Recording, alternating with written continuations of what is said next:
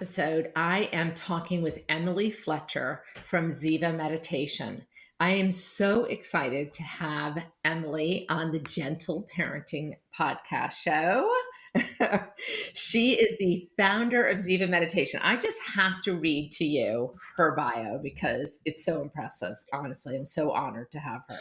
She has taught over 40,000 students. By the way, I'm one of them. And she's the mom of her 2-year-old, Jasper. She is an international speaker and author. Her best selling book, Stress Less, Accomplish More, got it right here. um, had debuted as number 7 out of all books on Amazon and has been translated into 12 languages. That's super impressive. She has spent the past 2 years working with folks from Sesame Street and Harvard to create Ziva Kids, which we're going to talk about for sure, the world's most fun meditation training to help kids thrive. She's spoken at Apple, Google, and Harvard, the New York Times, Good Morning America, the Today Show, Vogue, and ABC have all featured Emily's work. Ziva graduates include Oscar, Grammy, and award-winning winners, Navy SEALs, NBA players, and now she's adapted these same tools for kids. The Ziva technique is a powerful combination of mindfulness, meditation, and manifesting designed to help you get better at life and not meditation. And I personally have become a believer thanks to her technique. And so I want to talk about your technique, and then I want to get right into how does this work with kids? But maybe if you could tell us, Emily, a little bit about, um, what does it mean? Like for me, I remember when I asked you about your program, I said, "Oh my gosh, I won't be able to do this. Like an hour? Am I going to have to meditate for an hour, like one of my friends does, or how am I going to clear my mind?" Like, and you said to me, "Oh my gosh, you're my perfect student because that's what I like, who I like helping." So tell me about that. Yeah, so you're exactly right. I'd say the two biggest barriers to people starting and then committing to a practice is one, they think they don't have time, and two, they think that the point of meditation is to clear their mind. And so, look, we're all busy, right? We Everyone's the busiest person they know. We all are looking for the busy trophy. And it's like, what are we all so busy doing? We're all busy chasing money or accolades for our kids or perceived safety or comfort, when actually what we're looking for is a feeling. What we all want to do is feel good. We think the money will provide safety. We think the person will provide love, when the reality is those things are already inside of us. And so, yes, I am not a ding dong. Like, I know that basic income, like if your income is less than $50,000 a year, it can very much impact your happiness because it impacts your sense of safety and your basic needs. But there's actually Mhm. scientific studies proving that between $50,000 annual income to 5 billion does not impact your happiness. Meaning that if your Mhm. basic needs are being met, then happiness comes from the inside. And so this is what meditation is doing for us. We're actually flooding our brains and bodies with dopamine and serotonin, which are bliss chemicals, which allow us to access Mhm. our happiness in the only place that it resides, which is inside of us. And then what I find is that we bring that to everything we do. So here's where things get interesting.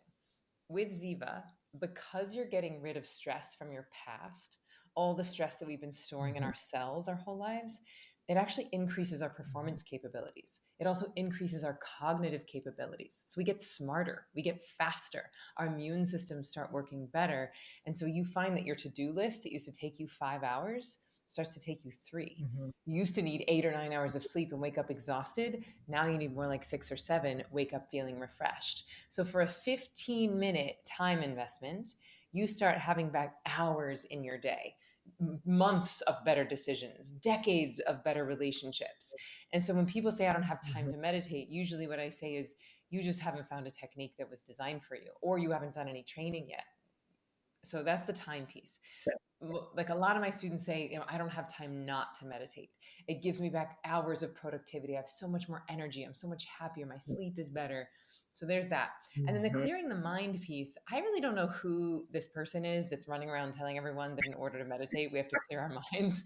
But I got to find him and I got to teach him how to meditate because it's like even Yeah. 5-year-olds, because now we're teaching kids and I'll ask them, hey, what do you think when you hear the word meditation? And they go, oh, well, clearing your mind, fancy fingers. And you go, oh, and these are very monastic practices, right? Meaning that these are styles that were made for monks. And last I checked, Mhm. 99.9% of the world's population are not monks. And yet, these are the types of meditations everyone's trying to do on the apps, on the YouTube videos. And this is why everyone thinks it's hard because they're trying to be disciplined and focused and clear their minds. At Ziva, we are not interested in clearing our minds. We're interested in getting better at life. And the beautiful thing here is that Yeah. you can get all these benefits, all these scientifically proven benefits, even if you can't clear your mind. Because here's the news: the mind thinks involuntarily, just like the heart beats involuntarily. So, trying to give your brain a command to stop thinking is as impactful as trying to give your heart a command to stop beating. It doesn't work. And yet, this is what everyone's trying to do until they have a bit of training and a technique that was designed for them and not a monk. Yeah. I have found, when Emily first introduced her course to me was around Thanksgiving. It was the end of November. So what? I've been doing this now for 3 months, and she made me promise that I would commit for 30 days. And I'm a promise keeper, and I was also making the promise to myself. I was fully aware of that, but it was important to me that I was making a promise to you too. And and I found that I didn't have all this pressure. One of the things that I learned through the course, it was if I get off and I start thinking about something else, it's okay. I just go Yeah. back, to my mantra, and it's okay. And I also love the parts of the meditation. Maybe you could say that, so it's not literally just closing your eyes and going into a mantra.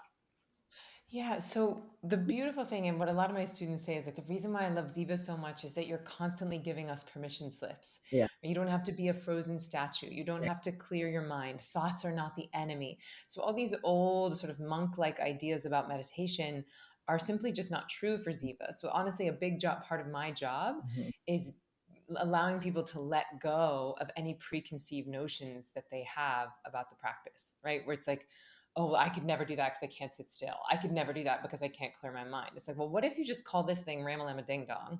Don't even call it meditation. Just do it for 15 minutes and then see how the rest of your life is. And if your life does not get better after doing this a couple times a day for a month, then great, I'll give you your money back. Because I don't want Right. people, like, we have a 70% completion rate, right? And when I gift it to friends like you, I'm like, look, I'm happy to gift you this, but you got to promise me that you're going to do it, because here's the reality: if you do it every day, twice a day, your life is just going to get better, because stress makes us stupid, sick, and slow. And once you get rid of that Mhm. stress that's slowing us down, your brain works better, your immune system works better, your sleep gets better, your creativity increases, your sex improves. So it's like the ripple effect of getting rid of that stress is pretty profound. Yeah, it's like so all good. And then how about the manifesting part? Before we get Yeah. on to the So kids, you gotta talk about that. Yeah. So the Ziva technique is a trifecta of mindfulness, meditation, and manifesting, as you mentioned earlier. So these are the three M's. Mhm, And mindfulness and meditation, a lot of people are using as synonyms, but they're not the same thing. Mindfulness is more about directing your focus, whereas Ziva meditation is more about letting go. It's more about surrender. mhm, It actually is giving your body rest that's 5 times deeper than sleep. mm, And that's where you really get this return on investment. So we start with mindfulness as sort of like the appetizer. We move to meditation, which is like the main course, which is really where the magic happens. mhm, And then the dessert course is the manifesting. mhm, And this is especially for my high achievers, for my type A folks. mhm. It's like the concept of sitting still and doing quote unquote nothing for 15 minutes feels like sometimes just absurd. Like, what? I'm so busy. I have kids. I'm running a business. You want me to sit still Mhm. for 15 minutes? You out of your mind? You know how many emails I could answer in 15 minutes? Right.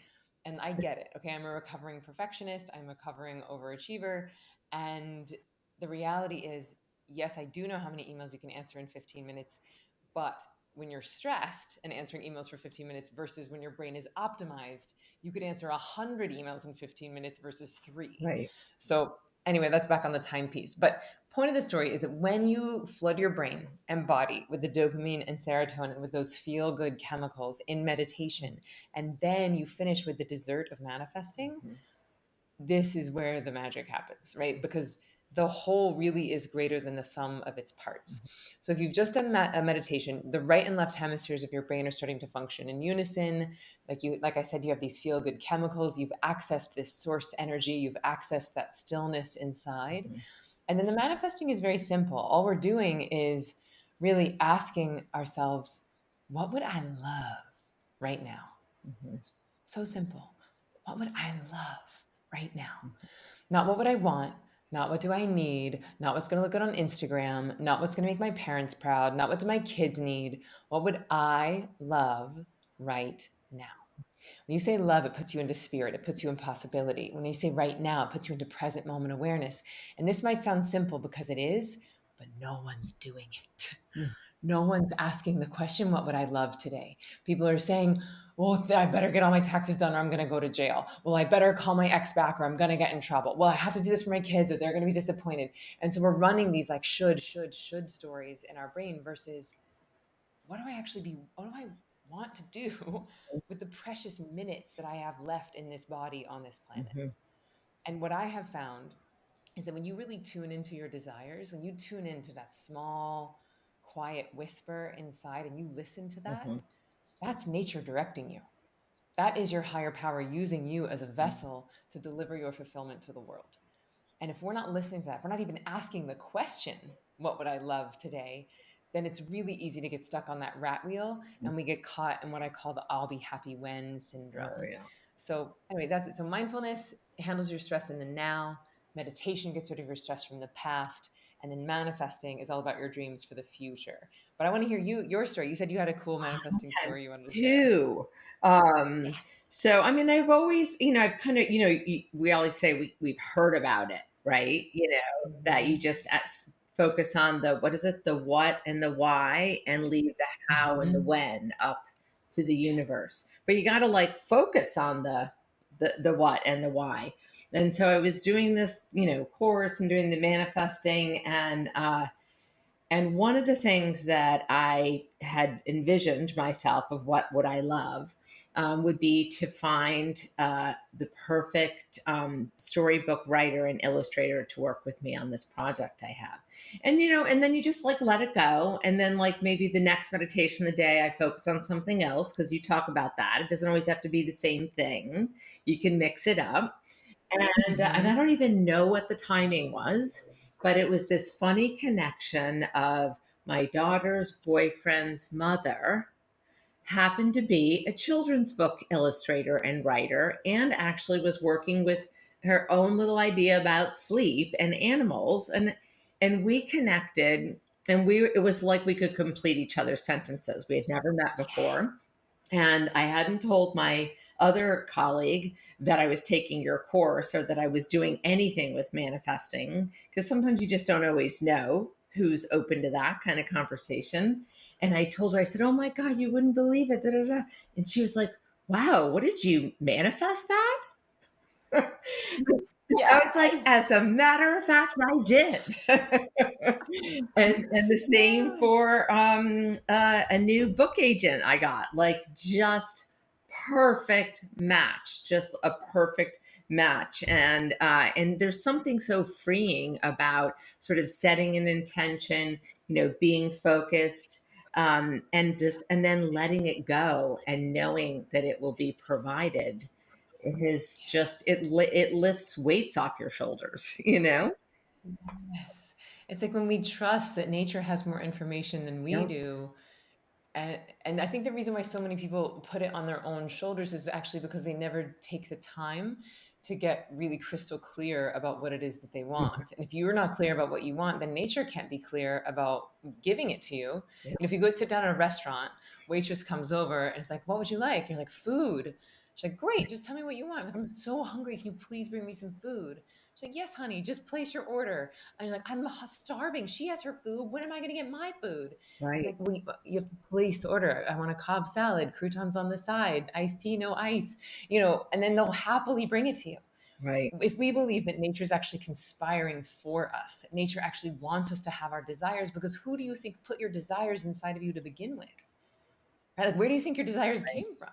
Right. I would argue that they're coming from nature, Right. but if we don't take the time to actually listen, like, oh, what is it that I want? Where are these desires that have been given to me? Mhm. Then it's hard to take action. One, and two, it's hard for the brain to filter out. You might not have asked the question of your daughter's boyfriend's mom, right? Like, Right. if you had been so stressed out and eyes closed and think you had to do everything by yourself, you might not have even been open to the clues that nature was giving you, that this here was this beautiful illustrator and book Right. writer. So it's so much more Yeah. fun and it's easier. And also, don't they always say if you're not, spending time creating and thinking about what it is you dream and love and want, then how will you know when you're there? Right? Yeah, So we really do have to true. allow ourselves that time to do it. And I also feel like in this day and age where we're constantly on our screens, I'm including myself, you know, that we don't have that time where we just shut off, and just allowing ourselves to daydream, to whatever it is, think creatively. And this also it's helped me to carve out that time because yeah, I could get into that. No, I have to like, walk the dog and then get into my emails. And now even my dog, who you told me the dogs will catch on, knows, he goes and sits in his little chair and waits for mommy to finish her meditation. And then we go Yes. for our WALK. I love it. Yeah, dogs actually, they love it. Like, they want to be near you. It feels good for them. But it takes usually them a couple of days, sometimes a week, to understand, well, why is mommy sitting down and not paying attention Yeah. to me? And it's the same for kids and boyfriends and roommates and coworkers. Like, we have to train the people around us that, hey, this time is non-negotiable. But once they start to see, like, oh, this energy feels good when my mom is meditating, like, that's for dogs. Or for kids, it's like, oh, mommy doesn't yell as much when she meditates and she has a lot more energy to play and she's a lot funnier. So I'm going to let her do that weird voodoo thing. Or, people like, my girlfriend really likes to have sex a lot more when she meditates. So it's like people actually start to protect it for you once they see that you're a lot nicer, a lot more creative, and a lot better at your Yeah. jobs. Well, you know what? That's a perfect segue into tell me what made you think about creating Ziva Kids and tell us a little bit about that. Yeah, so I've been teaching now for 10 years and usually high performing Mhm. adults. And for those same 10 years, people have been asking me, like, hey, do you have a kids course? I would love to share this with my child. I'd love for us to meditate together as a family. And for 10 years, I was like, no, no, no, it's not me. I'm not the person. I don't teach kids. I teach fancy pants adults. Mhm. And then I became a mom. And as you know, it changes Mhm. everything. As cliche as it is, like, whoa, you're just like, now I get it. I get what it feels like to have my heart living outside my body. To see my child suffering, to see him stressed was like heartbreaking. Mhm.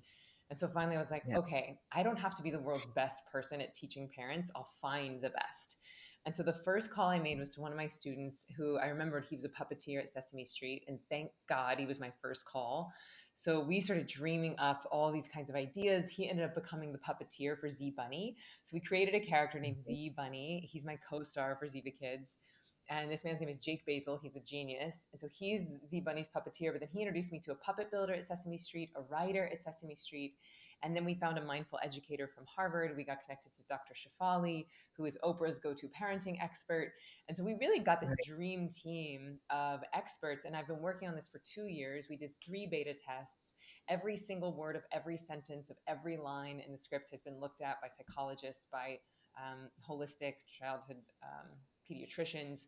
So and we tested it like with my audience multiple times. And I'll share a big mistake that I made in the first iteration, because it's a meditation class, right? So we obviously talk about stress, but we wanted to represent it in a way that was kid friendly. And so in the beginning, I thought it'd be funny that when Z Bunny is training to be a superhero, because that's what he wants to be, a superhero, and every day he has these Mhm. challenges. And when he faces the challenges, he has these big emotions. And so in the first iteration of Ziva Kids, I made the emotions stress monsters, because I thought it'd be funny if they could have like little troll hair or like put their hair on fire. And I thought it'd be kind of cute and funny. And I shot it and wrote it, shot it, released it. And then I was like, oh no, oh no, Emily, you're just, and because kids are so literal, they're like, now you're telling that their emotions are monsters, or if they're feeling these emotions that they might be monsters. And that's the opposite of what I wanted to do in this training. And so now these big feelings are represented as the I'm sorry, the stormies. And so we have a sad stormy, an angry stormy, a scary stormy. And I love this because it reminds me of the Maya Angelou quote that every storm runs out of rain. It reminds me of the Eckhart Tolle concept that even on a cloudy day, the sun is always shining. And so similarly, we're teaching kids that even when they're having big emotions, they can use meditation to access that happiness inside of them, to access that fulfillment inside of them. So I'm really proud of it. I think it's really good. People are falling in love with Z Bunny, and kids are, I guess that we have one marker of success, Mhm. and that's, does your kid know how to meditate on the other side of it? And Yeah. so far, in our hundreds of beta tests and in the 400 people that just enrolled this week, so far things are going well. So stay tuned. Right. Well, I have fallen in love with Z Bunny. And the stormies are these cute little clouds that just kind of represent those sort of negative thoughts and fears, right? And so then you and Z Mm-hmm. Bunny, well, you help Z Bunny kind of get through them. So pretend, I'm a parent who didn't get to go through your program. I would have a hard time imagining my 2 year old, well, I guess not 2 year old, maybe 4 or 5, because you have two different programs, two different age sets. So let's say the 4 to 6 program, I'm trying to imagine. So I'm going to have my 5 year old like sit quietly in the morning and what? Clear their thoughts. Well, we know we're not clearing their thoughts, but what are they learning? Because that's hard for me to relate to. Sure. I mean, I think most people will be like, "Are you out of your mind? Have you seen my Right. 5-year-old son? Have you seen a 7-year-old boy lately?" And so I'm not asking your child to sit still, cross-legged with fancy fingers, chant Om, and clear their minds. One, that's not even how I meditate. It's not how I teach adults Mhm. to meditate. Clearing the mind is not the point. And with Ziva Kids, my goal was to make it the most entertaining meditation training to help kids thrive. So, really big differentiator here with Ziva is just like when I teach adults, Mhm. I say we meditate to get good at life, not to get good at meditation. Mhm. And so the last thing I would want a parent to do is be like, you're really stressed, you're really anxious, you need to do this meditation thing. To be like, you're broken, meditation is going to fix you. No, Mhm. our kids are perfect already. It's our stress usually that's making them stressed. It's Mhm. our, societal norms that they're trying to mold themselves into that creates a lot of the discord. So anyway, just like we talk with adults, I say to kids, hey, like, what are you into? Like, what's your favorite thing in the world? If it's soccer, great. Guess what? The better your brain works, the better you're going to be at soccer. You love cheerleading? Awesome. You know how you get kind of nervous when someone throws you up in the air? Well, imagine if you could be like connected to your inner core and feel super brave even when you feel that nervousness. You love math? Awesome. Guess what? The less stress you have in your body, the better you're going to be at math. So really we frame this as a superpower, that these kids are unlocking their superpowers that are already inside of them so that they can be more brave, more creative, and more kind. And I think once Mhm. kids understand that framework, then they're much more likely to want to do it and to be committed to it. I call it the Popeye effect. It's like Mhm. Popeye, and I'm dating myself here, but Popeye got a whole generation of people eating spinach, not because spinach is delicious, but because they thought it would give them muscles, right? Uh-huh. And so it's the same. So I actually, there's an adult training inside of Ziva Kids. And Mhm. I teach the parents like how to basically sell this to their kids to be like, and it's the Popeye Mhm. effect. Versus Right. like, you're broken, there's something wrong with you, you need to meditate, this is boring, we're going to be doing it every day at 6 a.m., you're going to sit still. It's like, no, Z Mhm. Bunny's super funny. If you just put this video on while you're making dinner, kids are going to want to watch it. You put the video on while they're coloring, great, let them come to the training. And the cool thing here, Right. if anyone's like, oh God, more screen time, yes, we use technology to teach the course, but then after Mhm. your kid graduates from these 7 days, they're going to have these tools to take with them for life. No more screen time, no more apps. It's not like, I don't want anyone to be tethered to their phone in order to meditate. So Yeah. that's that. And then as far as the technique itself, we start with a lot of movement. So Z Bunny and I, we start by shaking out the stormies. So it's like shake, shake, shake it out, baby. And we do this I fun little was song singing and that dance. song all And morning after I heard it. It's an addictive song. yeah, my son too. And my son's only 2.5 and he loves it. So Uh-huh. he'll shake it out. He'll watch a whole episode, even though he's only 2, but he's Mhm. not a great data point. And then we go through a mindfulness technique, which is called the belly balloon. And then we Mhm. really engage their imagination. The meditation is admittedly short for the younger kids. And then Yeah. we teach them the wish balloon, which is their version of manifesting. And then, as you Mhm. mentioned, there are two courses. There's one for 4 to 8 year olds, where Z Bunny is really my co star. And then the course for Mhm. 9 to 14 year olds, I took the kid gloves off and I really go into the science. I'm like, hey, this is what stress is doing to your brain. This is how it affects your performance. And instead of having Z Bunny there all the time, he does make a few choice appearances. I have a lot of other preteens that come in. So I'm interviewing 12-year-olds, 14-year-olds, 18-year-olds who've been meditating for 5 years so the kids can relate to it versus just having like an old mom telling them that they should do this. Right. Right. And so I noticed in the 4 to 8 one of the things that I thought would be helpful for other parents to hear is that, there's a couple of circumstances where Z Bunny is upset about something. And so you're using these techniques to help him move through his feelings. And, you're honoring them, you're validating, you're saying them there, but sort of transforming them so that in the end, he ends up have more creative ideas on what he could do to move out of that fear, that concern, that crankiness. That's exactly right. And I love the language that you use there, that he's moving through Yeah. the feelings. And I would say, if I had a magic wand and I could wave it over this course, then like the ripple effect of Ziva Kids would be that a whole generation of children become equipped to not only identify their feelings but also to process them in real time. Because if you think about it, I mean, I don't know how you were raised, but most people I know were raised like, shh, don't cry, have a bottle, don't cry, have a toy, don't cry, have an iPad, don't cry, have some pills, don't cry, have some Zoloft, have some wine, have some pot, have some cigarettes. And now we've ended up with this opioid addicted society where 40% of American adult women are on antidepressants or Yeah. anti-anxiety. And this is in no way a judgment call on that, because there's lots of people who meditate and also use and need Yeah. medication. However, I think that as a society, we have not been taught how to feel our Yeah. feelings. I think we're terrified of them. And I think that because it's so painful as a parent to watch your child in pain, Mhm. the instinct is to just try and suppress it.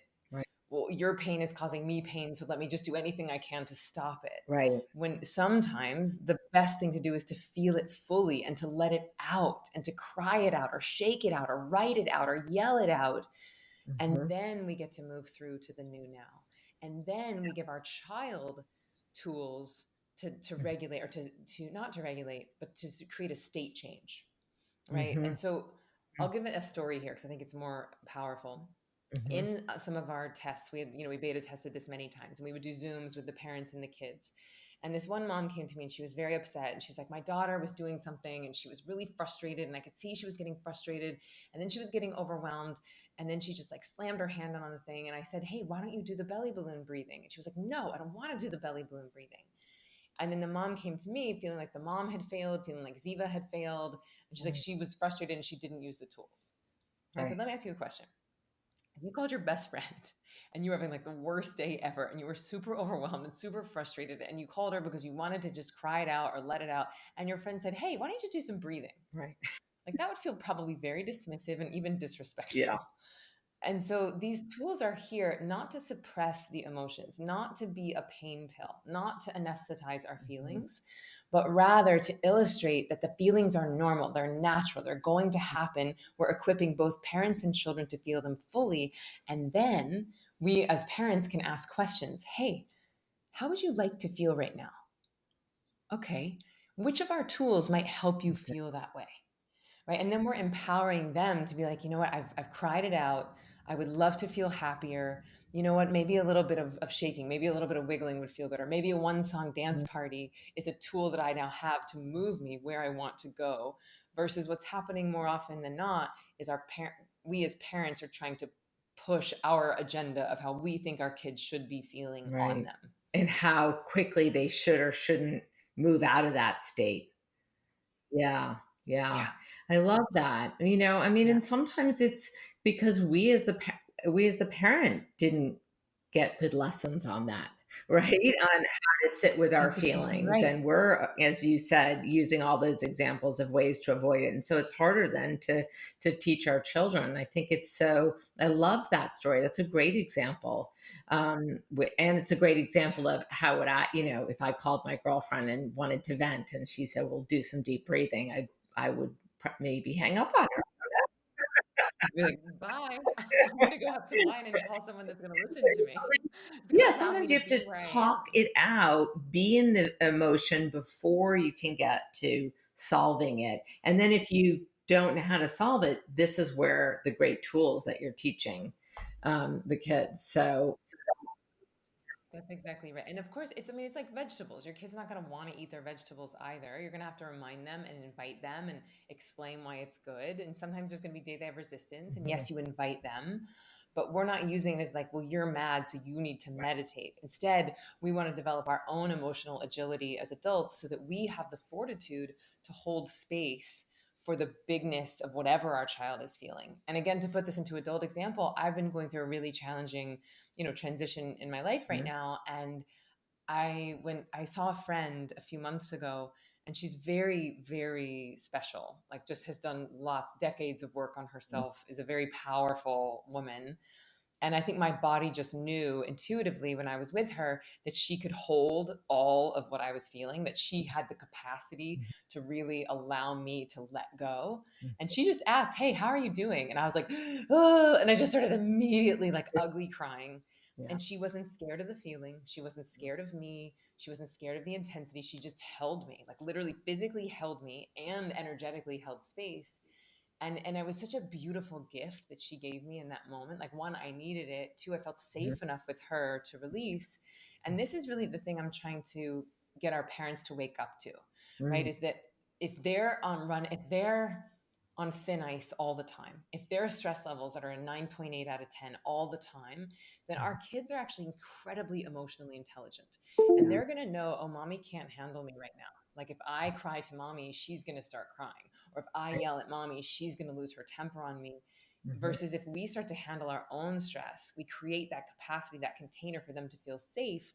They can express fully as they need to. And anyone who's seen a toddler have a tantrum, it's usually 5 minutes, it's horrible. And then they're happy as a clam right, if they get to move through it. right. Oh, I love that. That is just also such a beautiful vision and wish for the whole world, right? For all of us as parents and our children, because no, last I checked, nobody had a perfect childhood. And some, of course, better than others. But, I think that so often the parents that I have helped over the years have said, I'm not sure. I know I want to do this differently than my parents, but I'm not really sure what that looks like. And I don't really, I've had a lot of parents have come to me and say, I'm an anxious adult and an anxious parent, and I see my child being anxious, and I don't really know how to help them because I never got any help. And so this is a beautiful program. The Ziva kids could really help not only the child, but the parent too, so that you can begin to shift that. Yes. I have to say that's been the most surprising and also the most rewarding feedback I've gotten. I mean, besides videos of kids singing the Yeah. song and doing the dance Yeah. is really heartwarming. But my second favorite is adults saying, "Hey, you know what? Me going through this training is allowing me to reparent Oh, myself, that I'm actually healing things as a child." And then like even my long-term meditation students are saying, "You know what? Because you're explaining it so simply for a child, it's actually strengthened my practice. I'm able to hear things through different ears because it's just the foundation. It's the simplest of the simplest, which oftentimes is all we mhm. need anyway." Wow, that I got goosebumps all down my body. That's beautiful, and I want to do anything I can to help join you and spread that word, because those children and parents will also be able to sleep better. And Yeah, so yeah, can we talk about sleep for a minute? Can I yeah. tell my sleep story? So I used to be on Broadway, and I was like understudying and super stressed, and it led to insomnia. I couldn't sleep through the night for 18 months. And on the first day of my first class, I slept through the night for the first time in a year and a half. I have every night since. That was 12 years ago. Then I stopped going gray. I stopped getting injured. I didn't get sick for 8.5 years. But if honestly, if the only thing that meditation had given me was curing my insomnia, it would have been worth it. And I'm sure that you see this all the time. I mean, you're the expert on this, but I'm sure parents have seen it too, that when there's big life changes or when the kid is going Yeah. through a lot of stress, one of the first things that it can impact is your sleep. And so oftentimes we're trying to fix the symptom when sometimes the Yeah. cause is stress. And meditation is the most powerful stress Yes. relieving tool we have. So it's like let's go for the root cause, and sometimes that will help our sleep issues. That's why I think sometimes our Oh, work it's is so very aligned aligned. because, I always tell parents like sleep doesn't occur like in a vacuum. It's like it can't be, oh, just at bedtime we'll have these rules, but throughout the day it's whatever, may right. It's like you're drinking Mountain Dew all day, and then, oh, at 8 Yeah. p.m. we're gonna kick it off Yeah, and have a it good really is. bedtime It really routine. is everything all together. So, Emily, we are going to post all your social media contacts, a link to your website and your book on sleeplady.com/podcast. But I would love for you to tell everybody again, your website and where they can learn more about you. Yeah, so I'd say the place to find everything is at zivameditation.com. So it's a weird word, but it's Ziva, which is a Sanskrit word that means bliss. And if you go to zivameditation.com/kids, you'll find the kids course. But it's all there. So the course that you took is called Ziva Online. The kids course is called Ziva Kids. And so there's really something for everyone. And we have so many free resources as well. So if people are like, this sounds great, but it's just not in my budget right now, or I lost my job because of COVID. I've been doing global meditations every week for a year, and we have those all up in our self-care center. So there's thousands of free resources, and then the two courses are Ziva Online and Ziva Kids. Amazing. Thank you so much from the bottom of my heart for all of the work that you do and for sharing your gifts and your life transformation that you then decided to share with the world. And we are just blessed to have you. Mm. And thank you so much for coming on. Oh, that means a lot. Thank you for having me, and thank you for your lifetime of work, because life is hard if you're not sleeping. Life is hard if your kids aren't sleeping. So Yes. thank you, Okay. thank Well, you, thank you. blessings to you. Thanks, everybody. Hope you enjoyed.